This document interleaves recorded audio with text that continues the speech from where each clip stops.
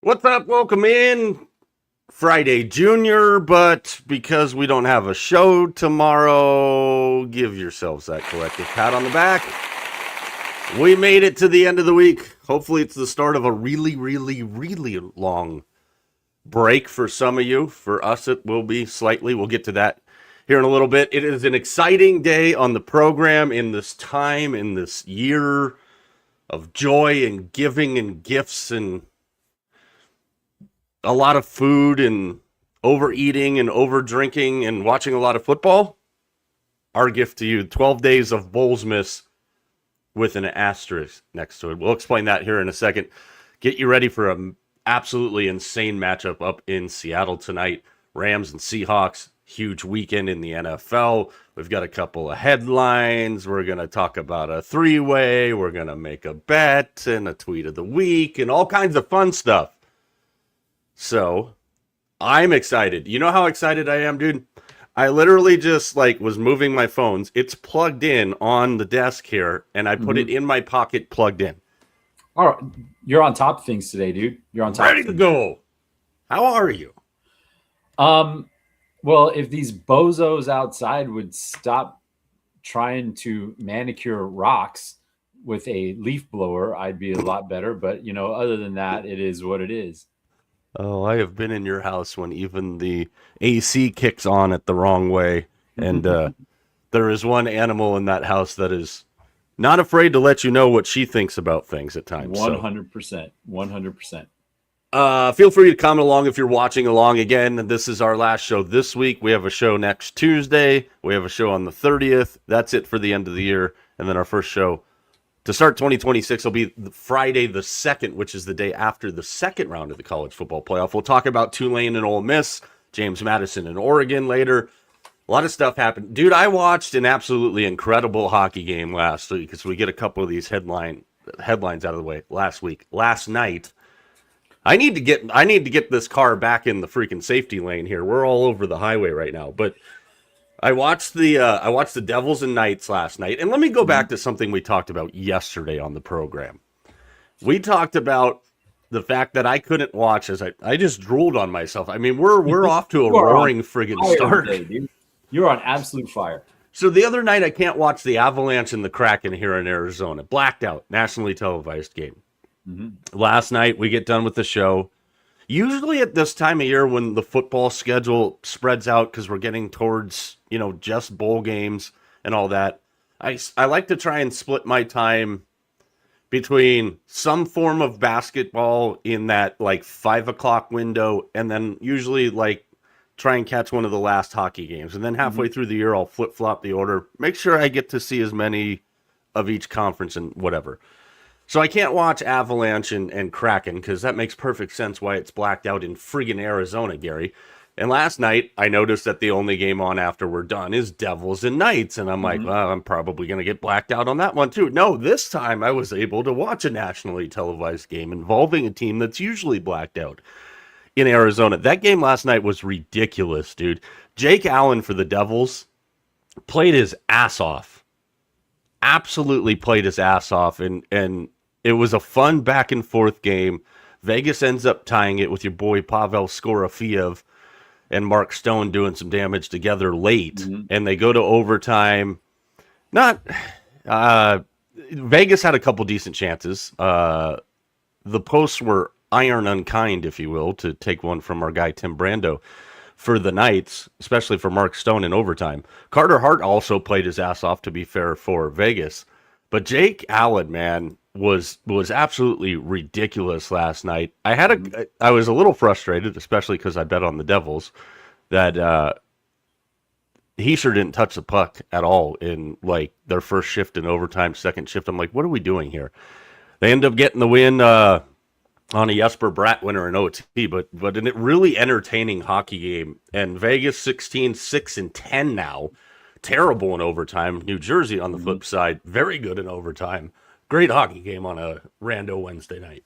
Yeah, I mean, and the concerns for Vegas right now are, I mean, they just came off a road trip that was really good to them. So historically speaking, first games back from a long road trip aren't always the best for the home team. But my concern is that this team just seems to not be scoring right now.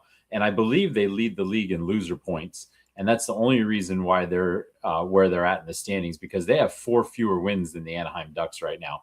So this Vegas team needs to get back on track. I do like and I know a lot of people have moral issues with the signing of Carter Hart, but from a purely hockey decision department here, this was a brilliant move. Hart serves his suspension. He's free to play with any other team. This is a great organization for him to sign with. They are committed to winning. They are always excellent to their players. And you've got a strong leadership in place. So this is a perfect situation for him to get back on track. And they need him because Aiden Hill, we don't know what's the deal with him right now. And Kier Schmid, no shade, but he's not a number one. Yeah, exactly. Big slate in the NHL today. You're fighting San Jose Sharks at the SAP Center in San Jose, taking on Dallas. You got Edmonton and Boston tonight. Kings and Lightning, that's an interesting one tonight as well. Rangers on the road against the Blues, so you know which way I'm leaning on a bet for that game. And then the Flames in action against the Kraken tonight. That's your late window game, but obviously we know what we're all going to be watching tonight. Baseball making some moves yesterday, and a lot of pitchers have been on the move as of late. Kenley Jansen, Romano, Keller, Pomeranz, Luke Weaver all have new homes right now. There's a lot of free agents still left. We're nowhere near the done portion of this here. For those of you that need help with some of those faces and names at the bottom, especially number 8 and number 9, there you go. So those are our top 10 free agents that are still left available. And obviously, when you look at the top 5 there, some big decisions to be made, some big time contracts that are going to come with all of those guys. The 3 most interesting guys, I should say, on this list for me are numbers 6, 7, and 10, Ranger Suarez, Michael King, and Zach Gallen. We know the Padres situation, is still very fluid and very much up in the air, in flux. I think Michael King, obviously a guy we've talked about a lot on this show, a guy I'm very, very high on. Little bit of concerns what happens going forward with him for some of the arm issues that he's had. But Suarez, King, and Gallen are those are 3 pretty big names there, as well as Imai. And not as many people here in the States know about him, but I'm really interested to see where those 4 guys go. I want to start with your team specifically. They bring in Romano. They've made some moves. I think we're seeing from the Angels here, and I kind of like this, a very reclamation project approach. And the reason I like that is because we know the Angels haven't really been able to be very competitive. They need pitching in the worst friggin' way right now. And it kind of reminds me of what the Giants had done over the stretch of a few years there, bringing in Kevin Gausman and the guys that needed a bounce back year, and then they could go get their big contract. I think for a team like the Angels that seemingly doesn't understand which way is up sometimes, that might be the right approach for them, because there's a lot of good young talent, as we saw. We talked about Joe Adell just last night. I like the approach, at least early, from the Angels. Yeah, I mean, and they've shown recently that they've done this before. They did it last year with Kenley Jansen. They did it with Kyle Hendricks. They've done it with others before. And Jordan Romano, it wasn't too long ago that Jordan Romano was all-star. So let's before throwing him on the scrap heap, $2 million, that's a very low risk, high reward contract for Jordan Romano. And if they can get him to and it's all also depend on what happens with Ben Joyce, because Ben Joyce is supposed to be the closer and he's thrown out his arm now. So, we don't know when he's going to come back. So Jordan Romano has a great opportunity here to step in and take over a closer's role. And like you said, yeah, and go cash in later if you want. Yeah, and apologies. I think I said Mitch Keller maybe just in my brain earlier. Brad Keller and the Phillies, the reliever Brad Keller and the Phillies reached a 2-year deal. Luke Weaver, the latest Yankee to defect the Bronx and make his residence in Queens now as he signs with the Mets. General manager of the Tigers commented yesterday about, what's going on here. And this is Scott Harris I'm talking about as far as Kenley Jansen. Completely up to AJ Hinch, whether or not he is the closer. 1 year, $11 million contract for Kenley Jansen there. So we're going to still wait and see on some of those names, but you're seeing a lot of teams make the necessary moves to shore up their bullpen. McClanahan and the Rays, they avoided arbitration. Here's one I know you're going to love. Speaking of baseball-related things, this comes from the guys over at Front Office Sports. The Dodgers owe over $1 billion to 9 players over the next two plus decades. In 2038 and 2039, the Dodgers have more than $102 million in annual deferral obligations, a sum greater than the 2025 payrolls of three Major League Baseball clubs. Not surprised. Again, they're operating within the rules, and don't hate the player, hate the game. You want your cheap-ass owner to do what the Dodgers are doing here. Hilarious. Adolis Garcia signed with the Phillies this week, and we've talked a lot about how the Phillies are going to overhaul that thing. I think all of us expect that Nick Castellanos will not be back for hey, there's a high drive to right field. Won't be back for the Phillies this year. I almost said the Reds.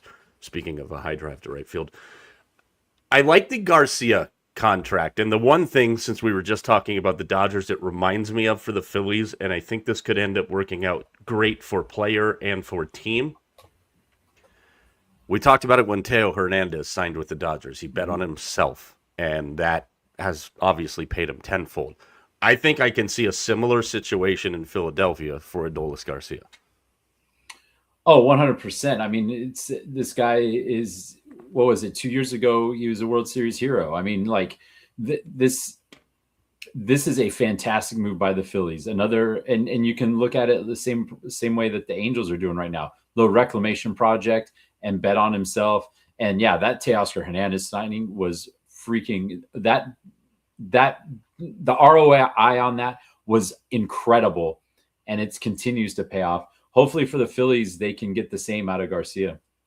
Yeah, and it's going to be interesting to see. And again, we'll wait for those names. And I think between now and a week from today, Christmas, a week from today, good Lord, I think we're going to see some more moves made. And I that first domino, whether it's Tucker, whether it's Bellinger, whether it's Bregman, which one of those first three goes, and then we know what happens after that. Normally on Fridays, we would show you the tweet of the week, but we don't have a show on Friday, so we're showing you the tweet of the week today.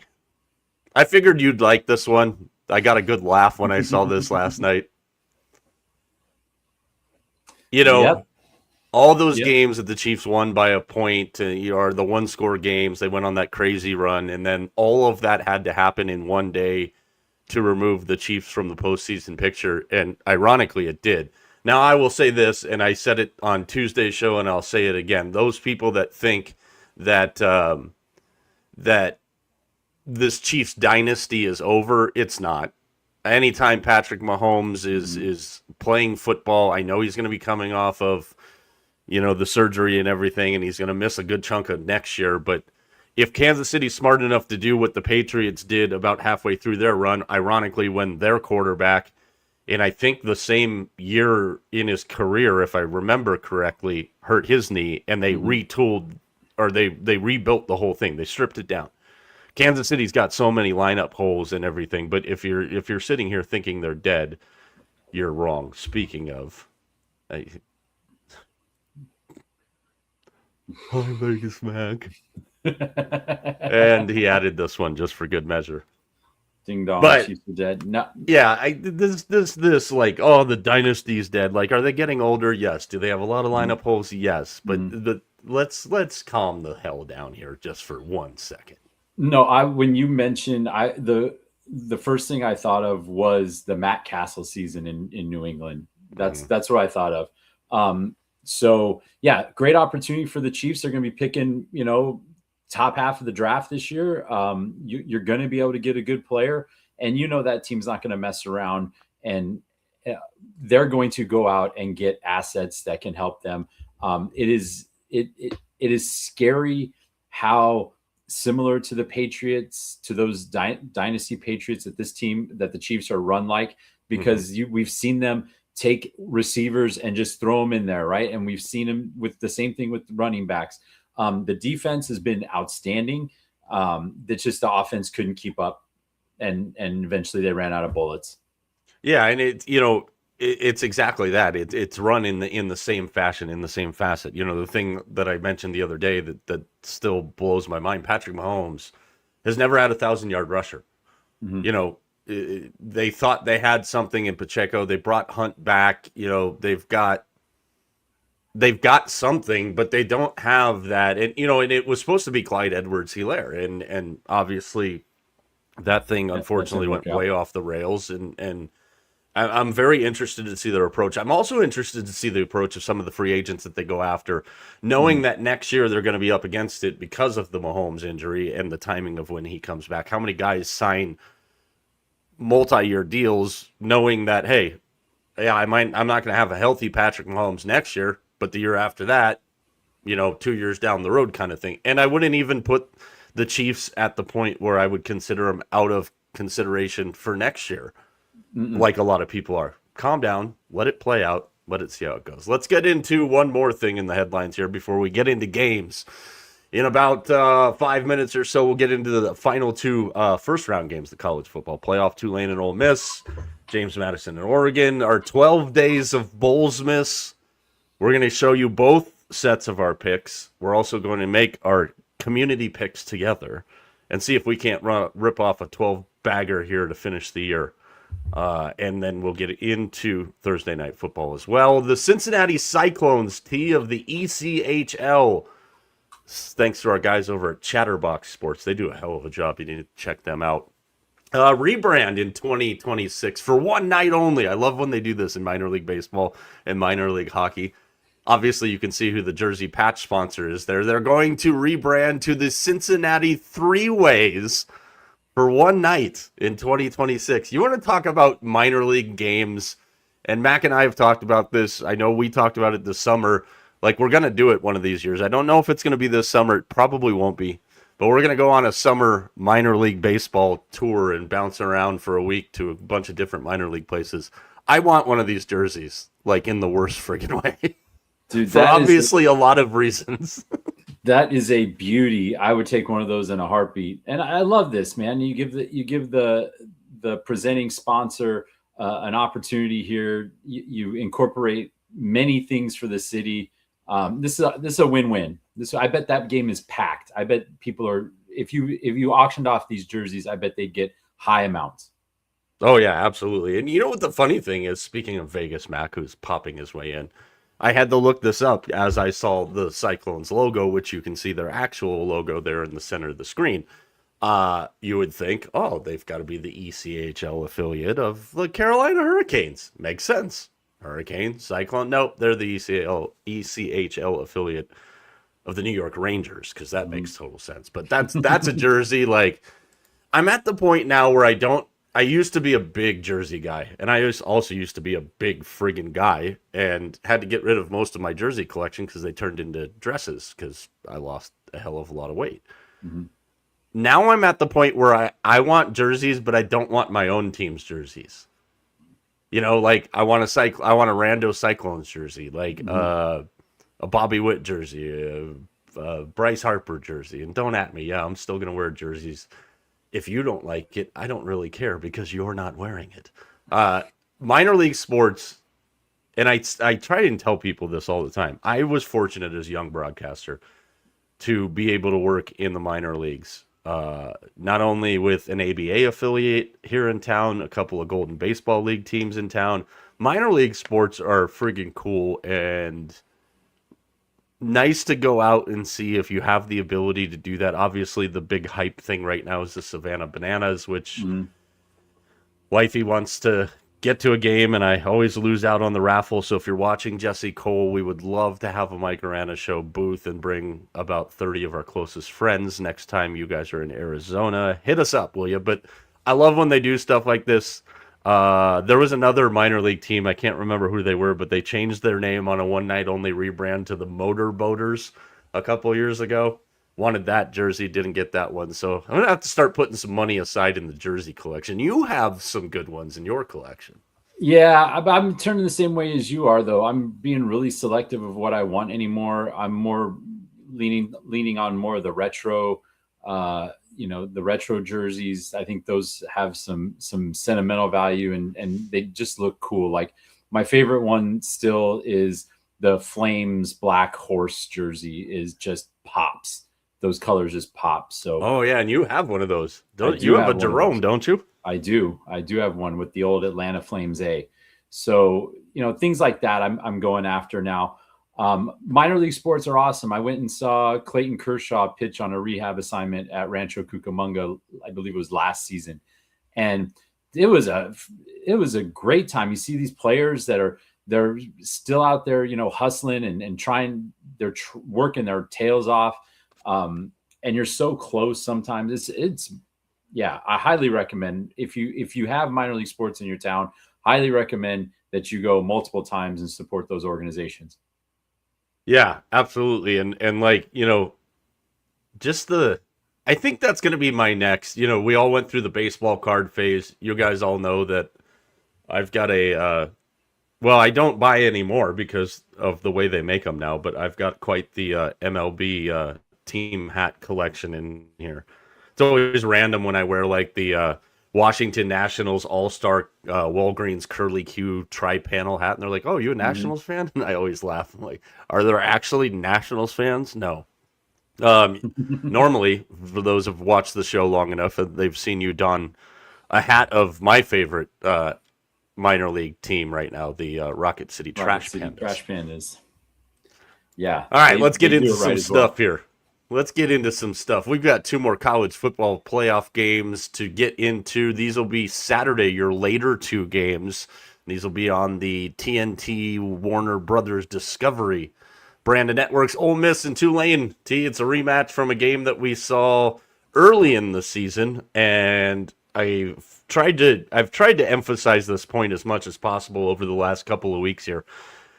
You're not going to see the same that you saw in that earlier matchup. And a lot of people think, including Vegas, that it is going to end up that way because it opened at 16.5 in favor of the Rebels, 56.5 on the total. The total has stayed the same, but the spread has gone to 17.5 now.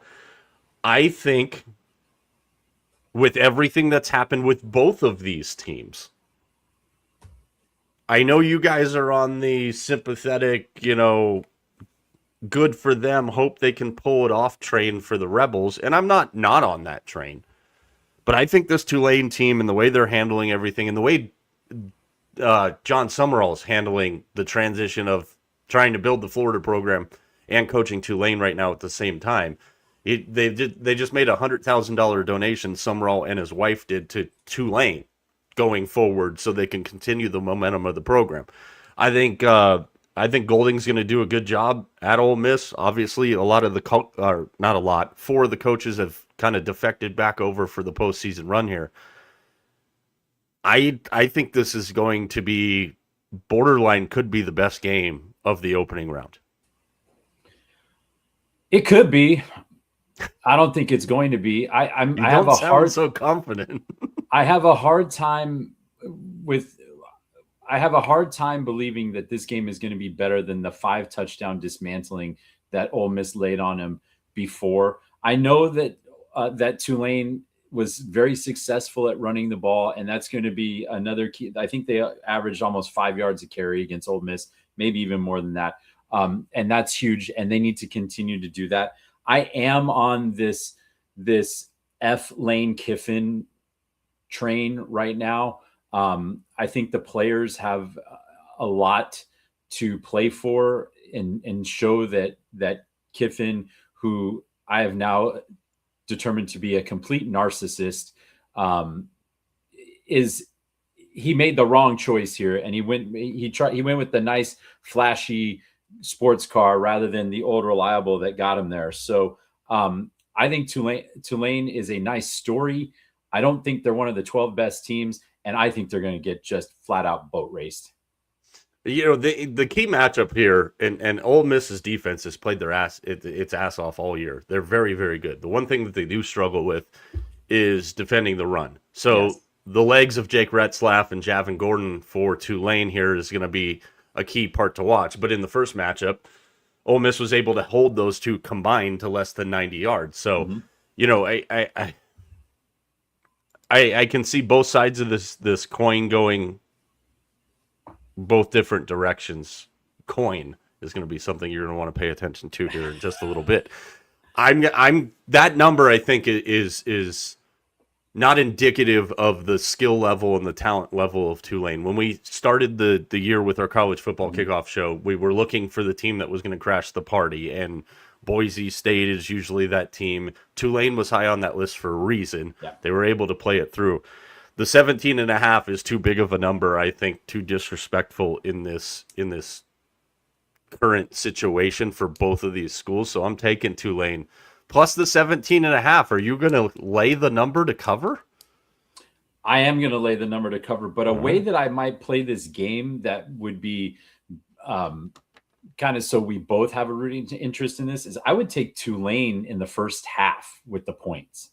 Because if they're going to try and run the ball, love that angle. They're going to slow the game down. They'll have to slow the game down. And right now, I'm seeing it at plus 9.5 in the first half. I think that's a fat number. I would be willing to take that and then watch Ole Miss take care of business in the second half. Yeah, I could see that happening. You know, I saw something yesterday too. This is interesting because this is something Max talked about a lot as far as the college football playoff goes. The estimated economic impact in Oxford for this home game on Saturday, $175 million. Meanwhile, Georgia and Ohio State and Indiana and Texas Tech don't get a home game. I mean, that part I think is very ridiculous. But I can't wait to see the scene.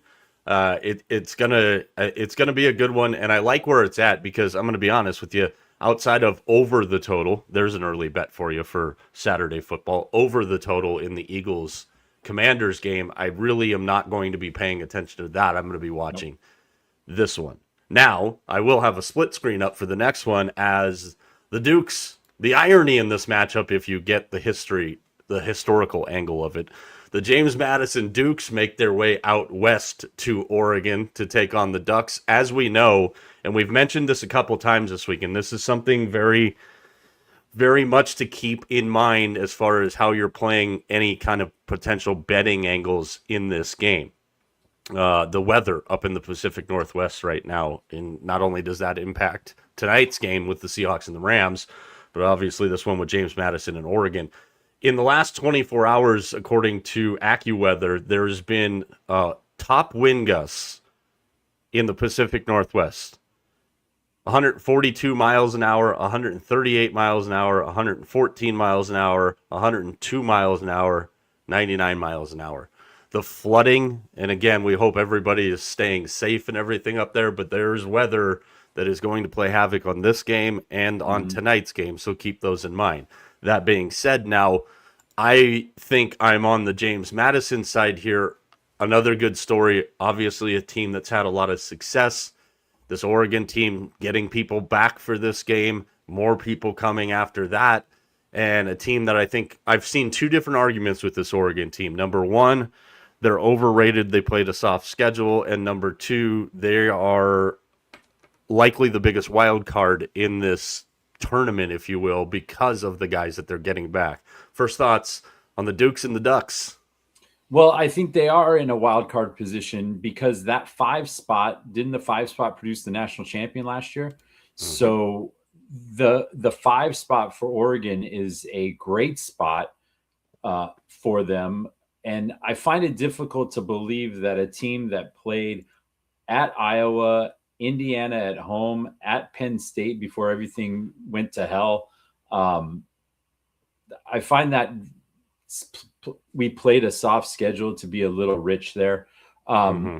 It wasn't the, I don't see Ohio State, Indiana, but how strong was the Big Ten this year when you think about it? It looks like Oregon played who they had to play, and Mm-hmm. yeah, Indiana took it to them a little bit, but Oregon, I think the talk about Oregon being soft, I can't get along with that. I think when you talk about James Madison, man, like at least their social team is getting some W's this week. I'll say that. Yeah, Mac's been all over that. And if you haven't seen it and you're on Twitter, you need to, or X, whatever you're calling it these days, you need to go check it out because it's been, you remember the Mississippi Valley State men's basketball one from last year? I think now it's marked a parody because everything has to be marked a parody. Like, some guy like General McDavid who hijacks the show sometimes. But I think the biggest thing here that's making this hard to determine is we know the success that James Madison has had as a whole between Cignetti and now Chesney. Obviously, Chesney's on his way to UCLA when the Dukes are done this year. But it's 118th is the gap after the strength of schedule and special teams, the ability to stop rush explosives. Those are the numbers that are going to get you in trouble against Oregon with Whittington and Sadiq Bey. Obviously, the different things that Oregon throws at you from an offensive standpoint. I've talked about the angle for Oregon, one last hurrah for this group as a coaching staff between Lanning, Stein, and Lupoy. Like, I think this game's got a chance to get out of hand and get out of hand in a hurry. The number's at 21.5. This one's one that, again, when we talked the other day, trying to give tips where we can and the things that work for us.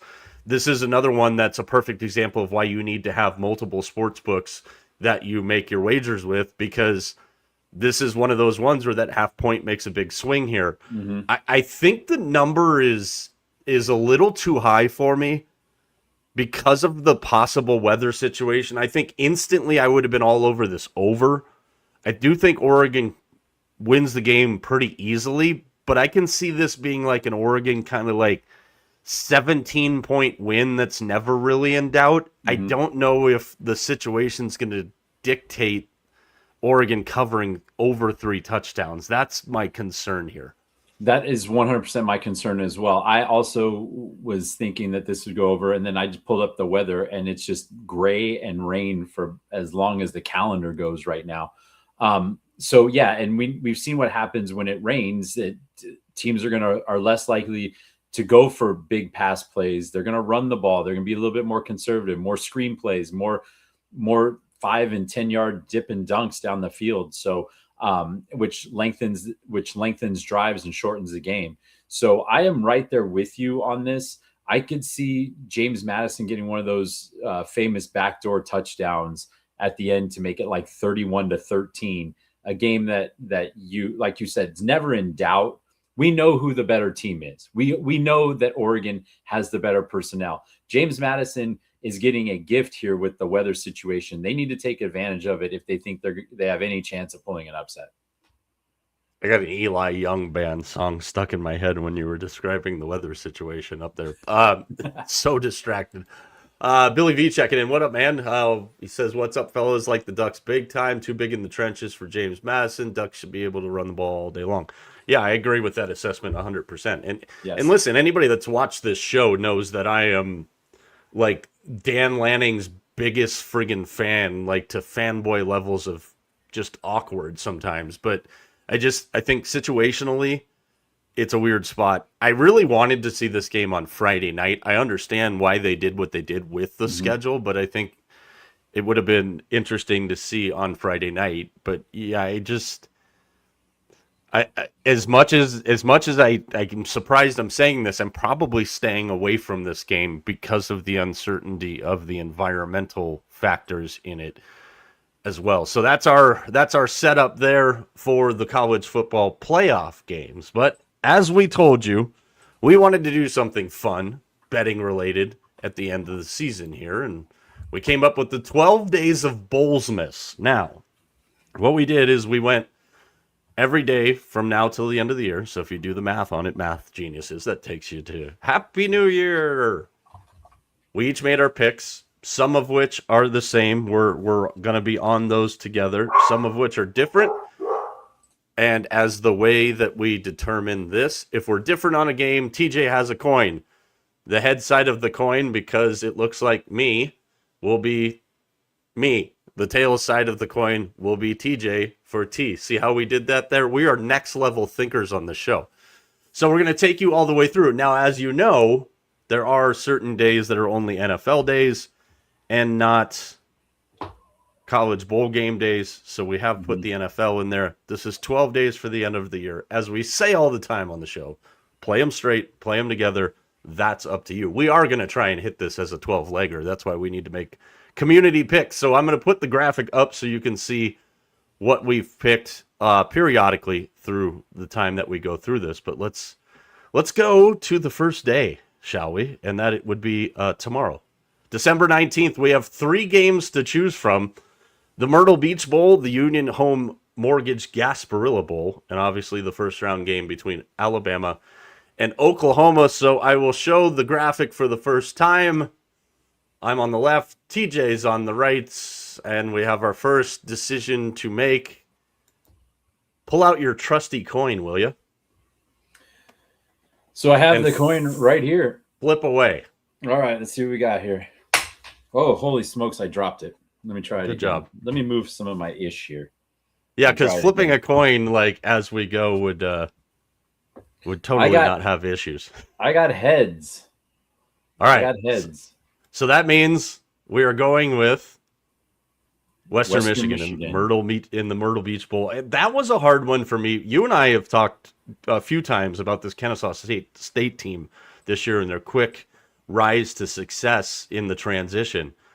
This Western Michigan team also really good too. And again, we've talked about this when it comes to bowl season T a lot is, we, I was just getting ready to highlight it. Good job, dude. You were ahead of me there. I got you. But,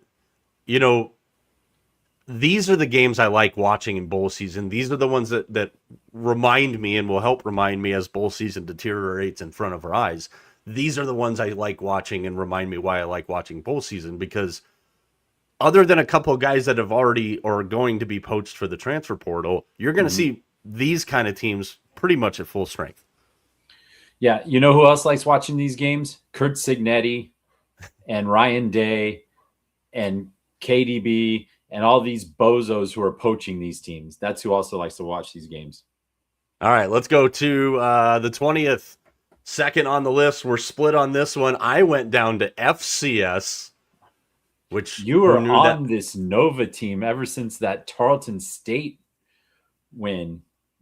You were all over Howie Long's alma mater. Which is impressive because until they played Penn State, I didn't even know they played football at Villanova. So go ahead and flip the coin here because we're either going to Oregon or we're going to Philly. It is, it's tails. This is going to be a tough one. Yeah. All right. This is going to be a tough one. If we're going with your pick, sell us on your pick for James Madison in Oregon over 47.5. Well, I thought it was a great pick, and then I saw the weather. But as Billy V said, if this team's able to run the ball because of the size advantage in the trenches, they're going to run the bejesus out of the ball. And it might be like one of those games like back in the day when Nevada was really good and they played North Texas and they literally ran the same running play 7 times in a row and scored 7 touchdowns. It's going to be something, it could get like that. And if it gets like that, then that over is going to be fine. Yeah. No need to discuss our pick on Sunday because we are the same. Both like the Chargers and the Cowboys over 49.5. So that takes us to, I believe that's Monday the 22nd. Wait, can we just mention something on that though really quick? Do you think that this is a must win for the Chargers? I think it is not from a standing standpoint. I think it is just because they're at that typical Harbaugh team kind of peak where you've dealt with a lot of injuries and you're still battling. You're still Michigan Manning it, if you will. Mm-hmm. Not that that carries a lot of great connotation right now, but you know what I'm trying to say. I think it is for them to keep their momentum run because we know what's going to happen when they get to the postseason. We're all going to be waiting for them to not get the job done. We're all going to be Yeah. waiting for Justin Herbert to not show up in the playoffs again. So I think from a confidence standpoint, yeah. See, that's what I think too. I think that this is a huge game for. I think this is a huge game for the Chargers in to make sure because after this they got the Texans and the Broncos. So this is the part where they start showing us that they can win these games that matter. Yeah, absolutely. And it'll be an interesting one. So let's get to Monday now, the 22nd. We do have a bowl game, so that's where we go. And of course, on the only bowl game Monday, we're on opposite sides of the table. I'm going to sell you on Wazoo here. Lost their head coach. Interim coach is their defensive coordinator. They've played really well defensively down the stretch here. So I don't think in a team that's got a transitional spot that I have those concerns. That would be my side for Wazoo. Why are you on Utah State before we decide what we're going with? I'm on Utah State because this is going to be it's a weather game which shouldn't affect either team because both teams play in the weather. But I really liked how Utah State finished the season in that loss to Boise State, and they beat Fresno. They lost a close one to Vegas that they should have had. I kind of got that sentimental Mountain West feeling for this game, so I'm going to go with Utah State. All right, Flipperooski. All right, let's see what we got here. And it looks like it came up tails, so we're gonna go with Utah State. Because this is completely sound logic too, by the way. All right, let's move on to the 23rd. We've got a handful of bowl games on the 23rd. The Bush's Boca Raton Bowl, the New Orleans Bowl, and the Scooters Coffee Frisco Bowl. So we've got 2 different picks, 3 total games. Let's flip the coin on this one, and then we'll let the winner spiel. It is heads. So we're going with Louisville. Line on that one is 6.5 still. Again, this is a Tuesday game. Now we're getting into some of those teams that we're not really sure who we're going to see and what we're going to get. Mm-hmm. But when I look at this game, like just from a straight like intangibles across the board, coaching is a massive mismatch on this one. And Louisville is going to pressure the absolute hell out of Tucker Gleason, who's been pressured a lot this year and not done a very good job in it. So that's why I like them. The next one is on Christmas Eve. We have Hawaii and Cal in the Sheraton Hawaii Bowl from the TC Ching Athletics Complex. Not a surprise. I went with Hawaii on the money line because it's island time. You did as well. Mm-hmm. I really, really, really am looking forward to this one, especially the matchup at quarterback. This is the best. We talked about the Big 12 being the best conference that nobody watched. I think Hawaii is the most underrated team that nobody's watched this year. Yeah, absolutely. All right, let's go to Christmas Day. And we had to go to the NFL on this one. We've got an NFL schedule on Christmas Day that at the beginning of the year when the schedule was announced, it looked absolutely incredible. Now, on Christmas Day, we have the Cowboys who will likely be eliminated against the eliminated already Commanders. The Vikings who by then will probably be officially eliminated against the Lions who are up against it, the Broncos against the already eliminated Chiefs. So we went 3 different ways here. Let's flip the coin and then we'll spiel. Let's see what we got here. It is tails. Tails never fails. So we are going over. I'm going over because I know Minnesota's already out of it, but they showed me something against Dallas that I really, really liked. They showed that they weren't going to just roll over and go away. And I don't think Minnesota would love anything more than to knock their division rivals out of a potential playoff spot here. And we know that Detroit can score, and they're very good at scoring indoors. So let's let's roll the dice on over 48.5. I'm not a fan of this Detroit defense that doesn't seem to be very consistent. Absolutely agree with you there. All right, we go to the 26th now, where we have 3 bowl games on the schedule on December 26th. The Game Above Sports Bowl, the Rate Bowl from Chase Field right here in Phoenix, and the Serve Pro First Responder Bowl, flip the coin, winner spiel. All right, here we go. Heads it is. Looks heads like it is, which UTSA. Means we go to the UTSA. Beep beeps. FIU in this one. The thing with FIU's offense is it can be explosive, but that's all it is. It's explosive, or it's 3 downs in a cloud of dust, back to the bench, punt team, come out on the field. Mm-hmm. The biggest advantage, I think, in this game is how well UTSA runs the ball. So I don't love that it's at that flat whole number of 7, but actually, as I'm looking at it right now, as I'm making this bet, as we're doing this, it's 6.5. So awesome. UTSA is the pick. Let's go to the 27th. That's a loaded day. This was the hard day to pick from because this is Saturday the 27th, and we've got 2, 4, 6, 8, like 10. I just lost count, but like 10 games this day. So a lot of different choices here. A lot of good games on the 27th. There will be NFL football that night too, but we're sticking with bowl games. So flip the coin. Let's my lovely assistant. Let's see. It is tails. Sell me on your pick. It's pirate time. I think this offense is pretty dang good. They're 13th nationally in total yards. They put up about 34 points a game. And I don't like how Pittsburgh wrapped up this season. They look not great to me. So this number of 9.5 seemed awfully big to me. I mean, Pittsburgh got the win over Georgia Tech, and then they just totally crapped the bed against Miami. Pitt may win this game, and if so, good for Mac, but this not by 9.5, not a chance.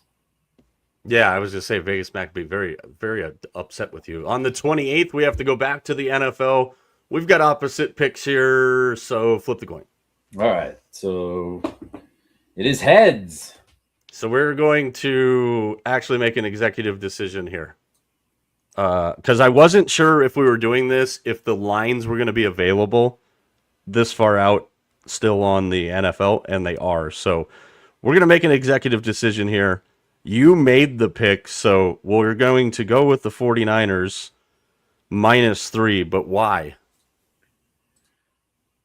I just love how they're playing right now. I think this team has a lot to play for, and if they get this, if I remember correctly, if they get this win, that sets up a huge game in the finale. An absolutely huge game. And the game TJ is talking about, just for reference here, because we're going 12 days of Bowlsmas, if you're just tuning in, that's why we left the graphic on the screen. This would be Sunday, December 28th. That is the 49ers and the Bears on Sunday Night Football, not the Niners on Monday Night Football this week. So just for clarity there. I'm also channeling that juju to hope that I never have to wear that stinking Caleb Williams jersey. All right, we'll go to the 29th. I don't know why I'm reading it on the small screen way in front of me instead of the one that's right in front of me. But the 29th we go, and we've got Georgia Southern and App State. A cat that sounds like it's dying out there, too. Oh, Shut great. up. All right, Georgia Southern and App State. This is in the J-Lab Birmingham Bowl from Protective Stadium in Birmingham, Alabama, down there in Herb's neck of the woods.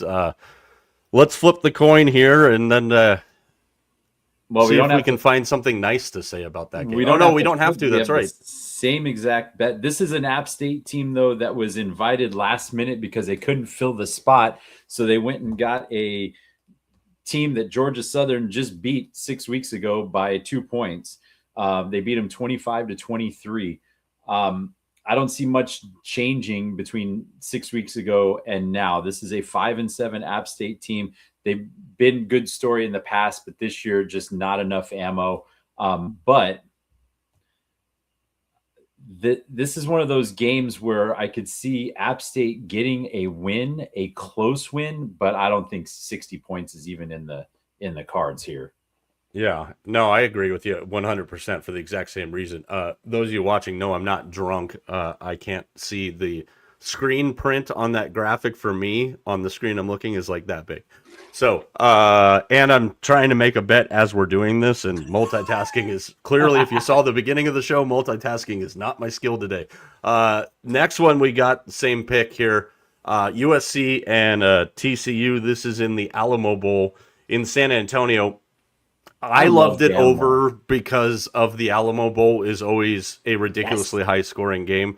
I think this is I think Mac and I were talking about it, the quarterback matchup in the BYU Washington, one of the better quarterback matchups in bowl season. This one, also one of the top quarterback matchups in bowl season here. That's why I went over. Why did you? Same reasons? Same exact reason. The Alamo Bowl seems to be that one game. It's kind of like took over for the Peach Bowl. Like the Peach Bowl always used to be that really good game that was kind of on that second tier, but now the Peach Bowl has been elevated. The Alamo Bowl seems to have taken its place. We've seen some really good matchups in the past, and I'm not a USC fan, but I like watching Jaden Mayava play. I think this offense is really good. And for USC fans, I hope you're able to hang on to them because this team should be poised to make a jump in the Big 19 next year. Can you hear my friggin' cat out there? I cannot. I keep hearing this leaf blower in my ear that's been going on for the last hour. Good Lord, child. Shut up. All right, let's go to, and we will be on, that is our only show for that week, by the way, on the 30th. To set up the college football playoff second round. So we will be on that day. We'll obviously keep tabs on this as we go through. Our next check-in would be on the 23rd, so our only show next week. All right, last day we got on here, New Year's Eve tea. A lot of good games this day. Obviously, we got different picks. So let's make a flip and make a pick. All right, let's see what we got.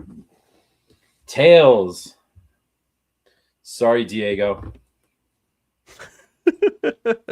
Who's acting like quite the asshole lately? Yeah. Why are we going with Iowa? I'm going with Iowa because I love Iowa's defense. And I'm not saying that they're going to win this game against Vanderbilt, but they're sure as heck going to make Vanderbilt earn this all the way up and down the field.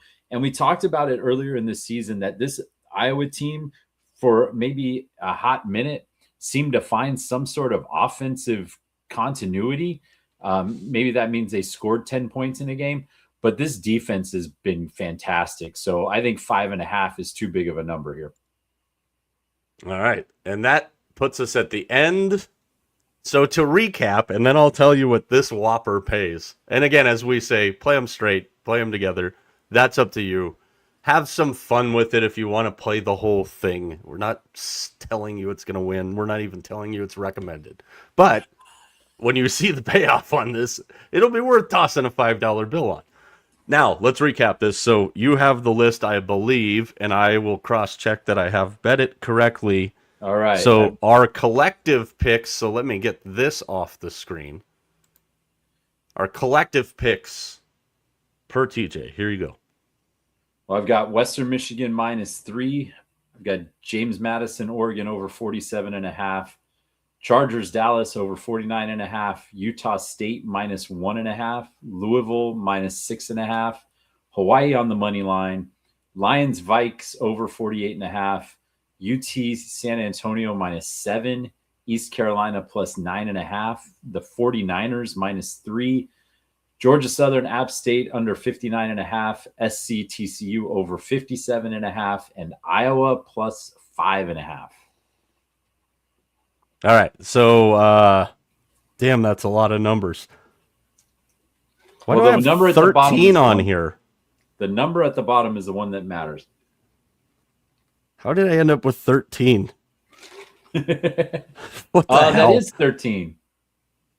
That is 13. We gave him a bonus. Oh, yeah, that's right. That was the catch. That was the joke. All right, so this is a plus 422,790. Take my $5 on it pays you 21 $1,144.52. I'm in. Let's go. Let's do it. That's going to be a fun one to follow, though. Okay, think about this. Here, let's just set somebody's betting table, if you will, for this. You throw $10 on every game. It's a $130 investment. Mm-hmm. Then, depending on your financial situation, you throw $20 on, $150. You've got 14 bets. You could win at that point, be like $100,000.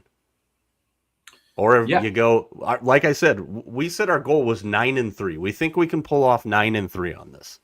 If you really think about it, outside of a couple of direct games that we were split on because we had no choice in one of them, you could literally take all of T's bets, all of my bets, and turn it into almost like we just gave you 20 bets for the next 13 days. That's what we do here.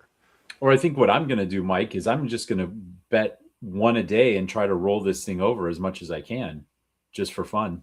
I was saving that one for you because you actually taught me that strategy, and that's a lot of fun too. You start with, hey, whatever your budget says, maybe it's 5. You bet the 5, yeah. Then it goes to probably like $9.76. You roll that. That's another way to do it too. So, show for the people, about the people, by the people. Feel free to comment along if you're watching along. If you have any questions on that, we told you there was going to be homework today. You should have been prepared for it. We can go back, but it's going to cost you a fee. Let's talk about what we're going to go up to tonight. And that is the battle in the Pacific Northwest between the Seahawks and the Rams, and the Seahawks wearing their alternate uniforms tonight. The first time we saw these two play, it was exactly what we expected it to be down in Los Angeles. And Sam Darnold visited the Sara Lee Ferry and could not hold on to the ball, yet the Seahawks still had an opportunity to win the game. The Seahawks have scored less than 10 points in the first half of 4 of their last 5 games this year, after being basically one of the most dominant first half teams to start the season that we had seen in a long time. Like, from point totals over to covering to blowing the doors off of people. This is an interesting one. We know the Devontae Adams thing, Sean McVay's playing the gamesmanship angle, makes perfect friggin' sense. Yep. He's not going to play. It makes no logical long-term sense for the Rams for him to play. McVay, I believe, if I read the number right, because it's not here anymore, 10-6 is the head coach of the Rams against the Seahawks. First thoughts on this one tonight, because I can't wait to see it. Yeah, I think this is going to be an absolute bloodbath. And it was fascinating to see in the first time that they played each other, how just you watched Seattle just commit miscue after miscue after miscue, and you look with 2 minutes left in the game and they still have a chance to win the game with the ball. I think that goes to show, one, how good their defense is, because the defense definitely kept the Seahawks in the game, and 2, how resilient this Seahawks team is under your boy up there, who you've said all season long is building something very special there. And if you're not on the wagon, you might just be left off of it, because this team is going to be good for a long time. Yeah, absolutely. And I think the thing that when you watch Seattle as much as I have, obviously, like I said last year, like I was all over this because of what Mike McDonald, his capabilities were as a coach. And the one thing that he hasn't had yet as a head coach of the Seahawks is a signature home win. We know how good he's been on the road leading this team in a short time there. We know what their defense brings to the table, who's going to step up for the Rams here. And I think the thing that jumps off the page with you with Seattle's defense, the fact that they don't blitz very often, but are still in the backfield pretty much every other play. For sure. They force you into bad spots. And then what they do very, very well when they get you into that 1st and 15, 1st and 25, or that third and plus yardage, is they attack you even harder when they put you in that bad spot. And that's what makes their defense so dynamic. So, like what we saw when the Rams went to Carolina, and Stafford was terrible that day, just flipping the ball all over the field. That's what I'm kind of interested to see here. And who is that other guy that steps up for the Rams? Because Nakua is going to get all the attention. Mumfield is a guy they trust a lot. I think Terrence Ferguson tonight is another really good play. A guy who's used to playing football in this kind of environment from playing at Oregon. Like, there's a lot of questions going into this game. Sean McVay and his wife just had their second baby just a few days ago. Short week. Like, there's a lot going on tonight, and I'm interested to see which Seahawks offense shows up on the field to start it off. Well, hopefully it's not the one from last week, and hopefully it's not the one from the first time these teams played each other, because both of those were not great. And we've seen the Seahawks be able to score points this year. So it's not like they're not able to. It's just for some reason, I mean, they put up 37 against the Falcons. They put up 30 against, it's the Titans. I don't know if that counts, but 40, that was Arizona. I don't know if that counts. Maybe they can't put up points. I don't know. Sensing a theme. At least they're not going to win this game by kicking 6 field goals. I'll tell you that right now. Yeah, no, not one bit whatsoever. I'm a little distracted here. I went to look something up, and second headline is I read it as Colts Richardson wakes up from nap out for Monday Night Football. Anthony Richardson is cleared to practice. He is out for Monday night's game. Not that it's going to matter because Grandpa's taken the reins there already. Let's get into some picks for this one. All right. My only concern with tonight is I hope it lives up to the hype. And I hope this weekend lives up to the hype. Because we've seen this year in the NFL where we've seen some weekends absolutely deliver. And I think it kind of feels like we're walking up steps of how good each weekend's schedule has been. It's like they had the script and they wrote the end of the year schedule. That's exactly what I was thinking. That's exactly, except they didn't have the Mahomes injury. Yeah. And it's just like now, because we're all anticipating the college football playoffs. Some people just so they can say, see, all blowouts, we don't need these. We're all anticipating a huge weekend of football, and this is the one that starts us down that path. This is the one that sets the tone for the weekend. So I just hope it lives up to the hype. I will go back to the angle on my first pick here. As I mentioned, Mike Macdonald needing that signature home win as the head coach of the Seahawks. I think this game is a coin flip game that home field advantage does make a massive difference for. And with all the weather and everything that's going on in the area, I'm sure that place is going to be rocking, just people looking for an escape and something to just kind of rally behind right now. So I got the Seahawks -1.5 for my first one. What do you got before you really get under my skin here in a couple? Because I just saw it. I'm kind of along the same lines here. I've got your boy Zach Charbonnet with an anytime touchdown. I think they're going to have to run the ball to win this game, and might as well give it to Charbonnet and make a little bit of money. Yeah, all right. Second leg of it, obviously the attention to Jackson Smith-Njigba, who is an absolute star and has been worth every bit of the hype. Obviously the attention to Puka Nacua as well. When you look at this and you break it down, I think the difference maker in this game for me is Rashid Shaheed. And what a great pickup he was, by the way. Oh, absolutely incredible pickup. And I like a couple of different angles here tonight. So in this head-to-head against you, I'm going to play him at 40-plus yards receiving. Last I saw this morning, he was at 36.5 was his over-under. So this is either like a -104, I think I got it at. I know some places have it at like a +110.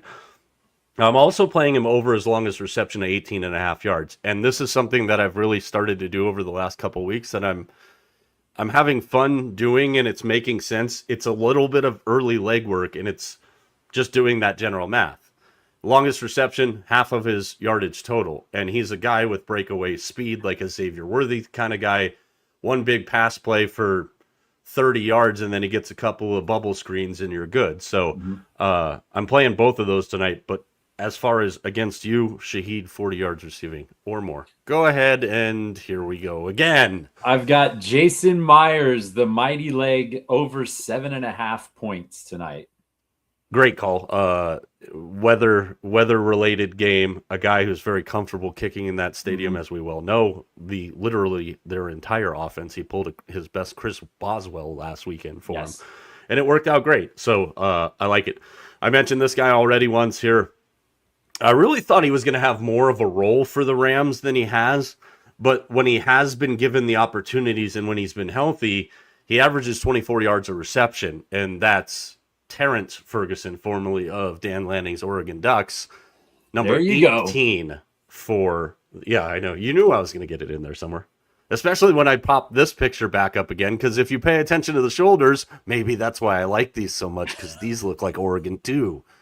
You dopes. Those are pretty sweet. I can't wait to see what they look like on TV tonight. But Yeah, it's gonna be dope. I think I've played a couple of guys tonight for touchdowns. I'm playing Cooper Kupp for a touchdown tonight because it just makes a lot of sense to me against the Rams in Seattle. Obviously, the attention goes to Njigba. I think Kupp and AJ Barner are great targets tonight. But I'm looking at Terrence Ferguson for the guy I think is going to step up for the Rams. I like Mumpfield too because they've put a lot of trust into the kid. But Terrence Ferguson is my third official pick, not Turd Ferguson, as TJ likes to say. Give me your last one here. I wonder what it might be. I have no idea, but I was looking at it, and it was the over-under on punts was 7.5, and I'm sitting there looking at it going, God, you're not gonna, you wouldn't dip. That's too low for even you. And I couldn't do it. I went with the thicker kicker over 1.5 field goals, and maybe, quite maybe, a game winner. No, it's not going to happen. It's not going to happen. I love the Seahawks tonight. You brought up an interesting thing earlier with the Chargers when we were talking about when we did our 12 days of Bowlsmas. I would almost ask you the same question here. Is this a must-win for the Seahawks in the connotation of it? We know if the Seahawks win tonight, they clinch a playoff spot. We're not saying Seattle's not going to make the playoffs, but is it a must-win for Seattle like you think it is for the Chargers? Well, I mean, the reason why I think that the Chargers are in a must-win situation is they're still 2 games behind the Broncos, but we've seen what they've done on the road in the playoffs, and it hasn't been good. Mm-hmm. Let's see what you can do in front of a stadium with half of your fans. For Seattle, that home field advantage in Seattle is one of the best in the league.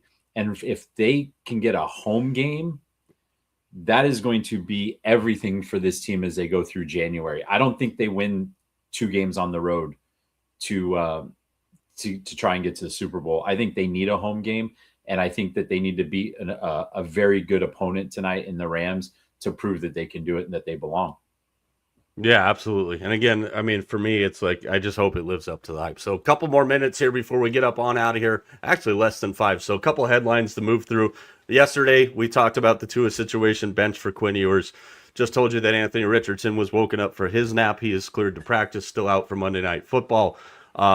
Cam Ward has made a couple of comments a few times this year. His latest, he wants the Titans to involve him in the head coaching search. T, I ask you, if you are the Titans, do you involve Cam Ward in your next search for a head coach? No, I don't. I look, he's probably your franchise quarterback. The guy's been running for his life this year, and his stats aren't terrible. But no, you do not have the cachet at this point to make those calls. If you were, I would, if the Bucks blow out Todd Bowles, I make Baker Mayfield a couple of phone calls. But no, Cam Ward, no, you don't. You're not there yet, brother. You're not there. That'll be an interesting one in this offseason. We're going to talk about a couple of jobs that could come open here as we walk off. Brady Cook's going to stay QB1 for the Jets. And then I've got another guy. You had another point there, it sounded like, on Cam. Yeah, well, no, I want to go back to Anthony Richardson. So this guy obviously hello. Huh? This guy has obviously not lived up to anything in Indianapolis. No. And I've seen some chatter online about him maybe heading west, like maybe Las Vegas. And I think that would actually be a really good move for him if somehow that trade was able to happen, especially if Pete Carroll stays. Because I think if you had the very happy you brought this up. If you had the opportunity to learn under Pete Carroll for 2 or 3 seasons, and you got an offensive coordinator in there who can cater the offense or start to build the offense around your skill set, which I don't think happened in Indianapolis, I think this would be a good chance for Richardson to redeem himself. Who is Anthony Richardson similar to that has experience with the Raiders? I don't know. And how did the guy who's currently the Raiders quarterback get to the Raiders, and who is his coach? Oh my God, you're on It's to the something same there. guy. Yeah, It's like I think it. I think it is. I think it's, and I think this offseason is going to be fascinating because what's the deal with Kirk Cousins, Kyler Murray, Tua Tagovailoa, Geno Smith, even. yeah.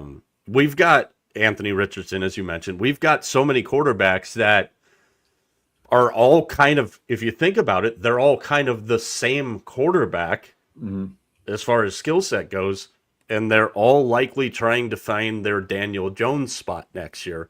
Oh, by the way, who goes into the Daniel Jones spot could be one of those other guys. Yeah, and I like at the beginning, during the offseason, I as a fan wanted the Raiders to go after Kirk Cousins because I thought he would have been a better fit. I understand why they went after Geno, but let's call it as it is. Geno's been running for his life this year because the offensive line stinks. Exactly. And I think if you give him an opportunity, we saw it in week 1. If you give him an opportunity to be able to get comfortable and make decisions that without being under the gun or running for his life, he can make those decisions most of the time. So I'm not willing to throw Geno out to the wolves just yet, but a reclamation project like Anthony Richardson, who probably be able to get for a song at this point, might be a good investment for the Silver and Black. That's your go-to line this week. That's the third time I've heard you use that. It's the word of the week on the Mike Arana Show. Speaking of, we have words of the week. We got a few exciting things to drop out for you here in just the next couple of weeks as we finish the year. Joe Burrow. Burrow was asked if he had ever envisioned playing football for another franchise this week. Came from a week after Burrow said he wanted to have fun if he was going to keep playing football, which created significant speculation about everything from retirement to seeking a new team. Technically, it is a possibility.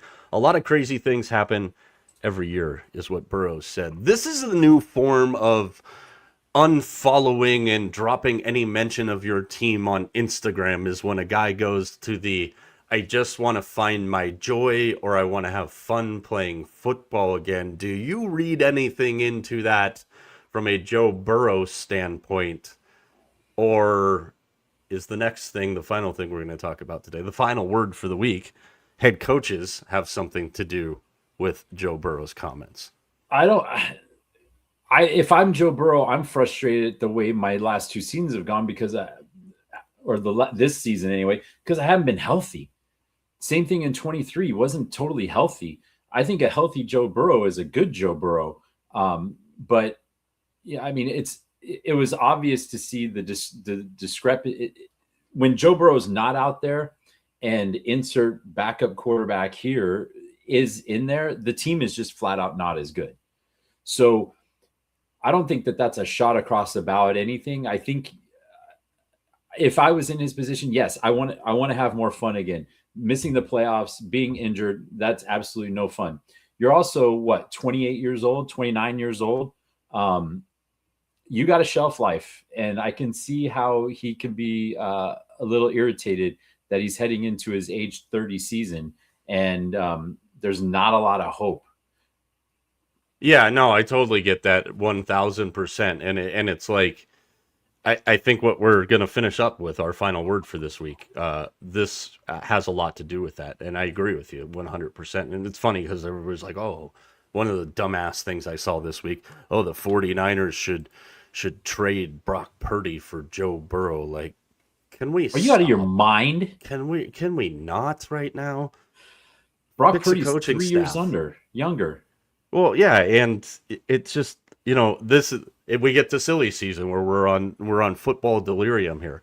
Bill Barnwell on ESPN dropped an incredible read, highly recommended, ranking the NFL head coach potential openings, best and worst jobs, intangibles. So this is how we're going to finish this program up, finish our week up here. We're going to go through these based on this article and give you our thoughts. Ironically, T, of the 8 potential jobs that could open up this year in the off season. Some of them already are. Number 1 on his list, the Cincinnati Bengals, with a projected 4th most cap space in 2026 and the 10th most draft capital in 2026. I think it is time for a change there. I think we've squeezed that for whatever we can. I don't think that I blame Zach Taylor for everything that's gone wrong there. This is a very, very poorly constructed roster based on distributing financial assets here. And, you know, we saw the Hendrickson situation all off season, how they settled that, and then he's hurt. Just an absolute mess. This is one of those, I think Zach Taylor is a good football coach. We'll have plenty of opportunities to coach somewhere else. Maybe not that far from me. Hint, hint, wink, wink. I think it's time for both to go their different ways. And if you're Bengals ownership, I think that's a guarantee after what Burrow said that we were just talking about. I think if the job opens up, I think Cincinnati's a great opportunity for a coach. You got a great quarterback. You got great skill players there. It's just what's going on upstairs that has to be figured out. But I think it's a great, as far as personnel goes, there's no reason why this Bengals team shouldn't be more competitive than they are. Yeah, absolutely. And, you know, I mentioned Zach Taylor will have plenty of opportunities, one of which could be down the street from me, because number 2 on his list is the Arizona Cardinals, projected at the 17th most cap space in 2026, the 6th most draft capital. Obviously, the elephant in the room with the Cardinals is the quarterback situation. Now, I think if it were me,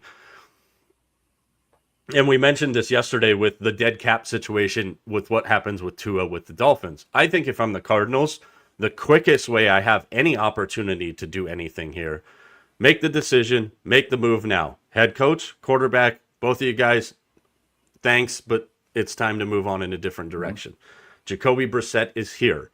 I target a guy I think that can play quarterback with the assumption that I can keep Jacoby Brissett here for a couple years, where the offense has looked really, really damn good. Trey McBride's having the best tight end season almost of all time. I think that's the way you go. I think you got to get rid of both of them here. And I think a guy like Zach Taylor in that kind of setup could be a really good fit in Arizona.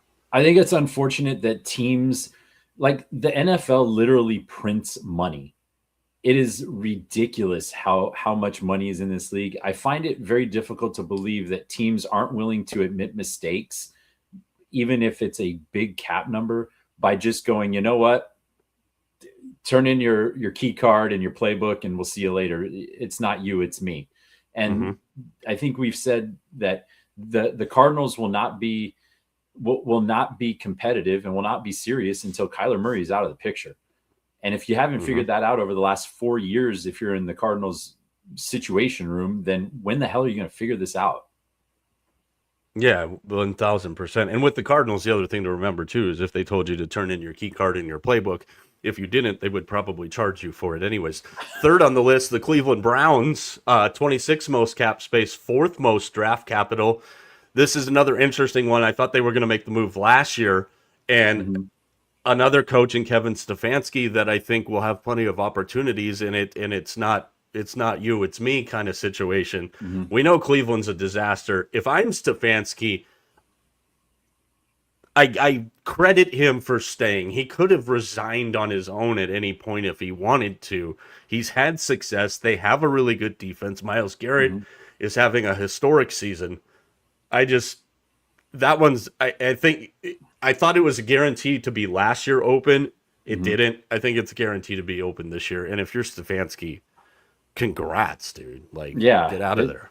Yeah, 100%. I don't know what's happening there. And when you have 5 quarterbacks, apparently you don't have any. But Shedeur has earned the right with his play to be considered for next year as the starter. I mean, I think he's looked like a rookie quarterback in the league. So you've got at least a piece there. And that defense is so good. I just can't understand why you can't get the 2 trains to meet here and have something nice for Cleveland. In the line At Christmas for brains or trains, you got in the trains line, didn't you? Next one on the list we know is already open. We just mentioned it briefly with Cam Ward, and that's Tennessee, the most projected cap space next year, the fifth most draft capital. Obviously, does not need a quarterback, and will have a 1 or 2, 3 picks somewhere in there. I'm interested in this one because number one, draft positioning. Now they're playing a Kansas City team this weekend with no Patrick Mahomes and has no motivation to play. Here go the Titans. What a great way to finish the season. We just dropped ourselves 8 spots in the draft. Yeah. I want to know, coach-wise, what you think here. I've got a feeling that I think there's going to be a college coach that takes this job, or if I'm Tennessee and I haven't done it already, Brian Dable is the coach for this job. I think both of those are very, very good choices. I don't know what to do. I don't know what to think about Dable and his time with the Giants, because it seemed like he wasn't given a full deck of cards to play with there, And so it'd be nice to see what he can do in Tennessee with a quarterback who's up and coming. Like, this team they're on the Bruno Caboclo plan, but they're not. They've shown signs of brilliance this year, and they got a new stadium coming online too, which is always nice. So you're gonna have Cam Ward filling this new stadium. This is a good opportunity for somebody. Yeah.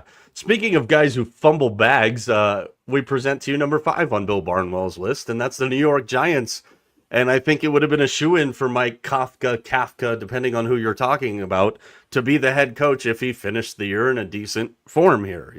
Offensive coordinator, young quarterback, young receiver, makes a lot of sense. Well, the Giants have been even worse under his direction. So this is another one, I think, an angle to watch for a college job. We've heard Marcus Freeman's name floated out. I mean, hell, let's float out Mario Cristobal and Lincoln Riley while we're at it too.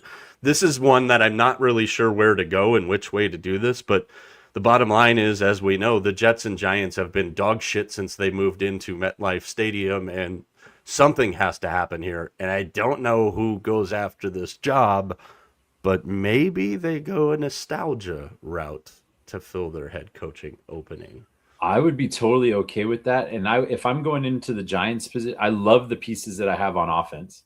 I love them. And I love having Carter to build around on defense. So this team has parts, and now we just have to keep him healthy. I love Jackson Dart. He's been he's been good. He's, in my opinion, once again, when you're grading these rookie quarterbacks, it's kind of a sliding scale here. I don't expect them to be Patrick Mahomes right this second, but I expect to be able to see some decision making and some "what the hell did you just do" moments mixed in there. And I think Jackson Dart has provided enough of those that he should be the starter. So what the hell did you just do just describes like anybody that would be filming a day in the life of Cam Scattaboo and Jackson Dart hanging out together. What the hell did you just do? I also would love to see the Giants go a nostalgia route, and those of you that can't put the tea leaves together, and hire Bill Belichick. Just because, could you imagine in a meeting room, Bill Belichick and Cam Scattaboo? Oh my gosh. He better watch out, because Cam Scattaboo might steal his girl. Mr. Steal Yo Girl. Another one that's on Barnwell's list. Again, a couple minutes here. We'll be out at the top of the hour. The Atlanta Falcons, and this one's an interesting one here. We know the plethora of offensive weapons that the Falcons have. We expected Zach Robinson's offense to be ridiculously good, which is exactly what I did when I picked him to be the offensive assistant coach of the year. 24th most cap space, 30th most draft capital. This is not a good job if it comes open. This is a job with questions at the most important position on the field, no matter what you think of either guy they have. Do the Falcons come open, and should they? I don't know how you can. I mean, I'm not a fan of Radio Raheem there, but I don't know how you blow them out. This team has not. They have not performed well this year, but I think you can look at a variety of factors there. You can look at the injuries on the offense. You can look at the indecisiveness from the general manager spot on picking somebody to be to lead that team, whether it's Penix or Cousins. That's a bad situation to be in. I think if they can get out of the Cousins deal somehow, I think that makes it a little bit better. But I think Raheem's going to stay. Final one here, and I'm going to put two into one because it's a perfect way for us to finish. We've talked about both of these teams at length. The final two, number 7, Miami, number 8 on Barnwell's list, the Raiders. Two kind of polar opposite situations because projected cap space for the Dolphins, 28th most at minus 2.6 million. For the Raiders, second most at 116 million. The Raiders have the third most draft capital. The Dolphins have the 8th most draft capital. I don't know what I think about McDaniel staying for his sake or for the Dolphins' sake. That's a flawed roster. I know exactly what I feel about the Pete Carroll situation with the Raiders. Anybody that was expecting him to come in and in 1 year fix what's been, yes, you know what I was going to say, for the last decade plus was not going to happen. Now you have the new regime of the Raiders. You have Tom Brady getting more involved with everything. You have the second most projected cap space. You've got questions. Geno Smith, when he can stand up, is really good, but you've got to keep him upright. You got the money to freaking do that. I think it's asinine and completely dipshitish of the Raiders if they make this move, and I don't think they will because of Tom Brady. I think if I'm Miami, I've got to strip the whole thing to the nuts and bolts. That's where I'm out. You take the final word on this one with those two. I think the culottes have to go because I mean we've looked at him all season and it's just every week it seems like he says something else. Like, are you really an NFL head coach? Like, what is coming out of your mouth? And I don't think I think once you lose the player's trust, and it looked like in that picture that you put up the other day, you could tell in the body language in the picture that he's probably close to losing this team. You blew out the GM. It's time to go another direction. Look, he might be a great coordinator. It might be one of those things where he's a great coordinator and a terrible head coach. That happens. It's okay. If that happens, it's okay if you're a great coordinator. You can make a lot of money and have a lot of impact. The Raiders would be flat out stupid to blow out Pete Carroll this year. And I think they hang on to him for a couple more years. I think Pete's pissed because he came in here and he looks around. He's like, what the hell just happened? I'm not going out this way. And I think you're going to see a commitment to more than excrement next year. There's nothing else to say after that. Get comfortable, get on the couch, watch your football. Tell your friends, follow us on all of our social channels at Mike Arana Show. Plenty of stuff coming up on the channels this weekend. Again, one show next week. It is Tuesday night, full of stuff for everybody behind the scenes. For TJ, for Vegas Mac, I'm Mike. Enjoy the weekend of weekends. You know the drill.